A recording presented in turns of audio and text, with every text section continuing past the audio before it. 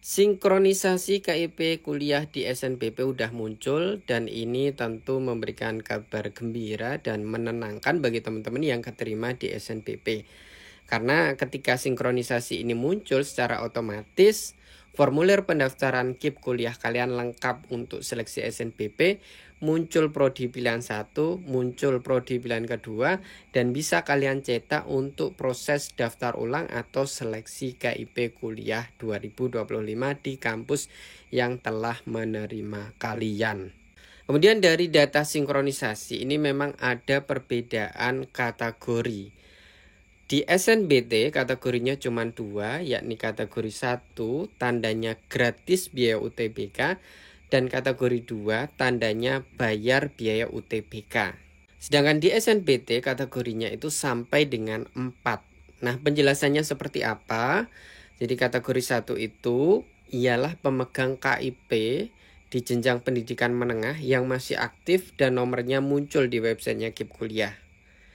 Lalu kategori 2 ialah yang masuk dalam data terpadu kesejahteraan sosial atau DTKS. Atau biasanya yang punya bansos. Bansosnya keterangannya iya. Lalu kategori 3 ialah yang desilnya 1-3. Dan kategori 4 itu yang desilnya lebih dari 3. Desilnya 4, 5, 6 dan tidak terdata di DTKS. Atau mungkin sama sekali tidak muncul desilnya dan tidak terdata di DTKS. Itu masuknya kategori 4. Bagaimana peluangnya ketika dapat kategori 1, kategori 2, kategori 3, kategori 4? Berdasarkan keputusan Sekjen Kemendikti yang terbaru berkaitan dengan petunjuk teknis KIP kuliah, dinyatakan bahwa yang diprioritaskan ialah yang punya KIP. Ini berkaitan dengan kebijakan distribusi kuota KIP kuliah 2025. Sedangkan yang DTKS, desil 1-3 atau yang hanya modal SKTM gara-gara desilnya tinggi, maka itu nanti keputusannya bergantung pada hasil seleksi yang ditetapkan di kampus kalian masing-masing. Sementara berdasarkan aturan terbaru, yang punya KIP dan aktif dan keterima di SNBP serta di SNBT secara otomatis bakal dapat kuota KIP kuliah. Nanti kuota secara nasional akan dikurangi oleh pelamar KIP kuliah yang punya KIP yang sudah keterima di SNBP dan SNBT.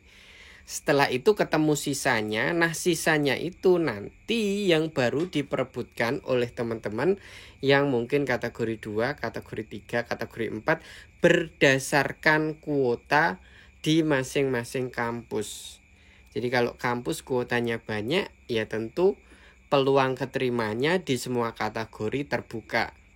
Tetapi ketika kampus kalian kuotanya sedikit, ya kalau kampus memakai data kategori yang berpeluang untuk dapat kuota selanjutnya ialah kategori 2, baru kemudian kalau sisa lagi kategori 3, kalau sisa lagi kategori 4. Itu kalau hanya berdasarkan data informasi kategori. Tetapi kadang kampus melakukan verifikasi berkaitan dengan berkas-berkas yang kalian upload.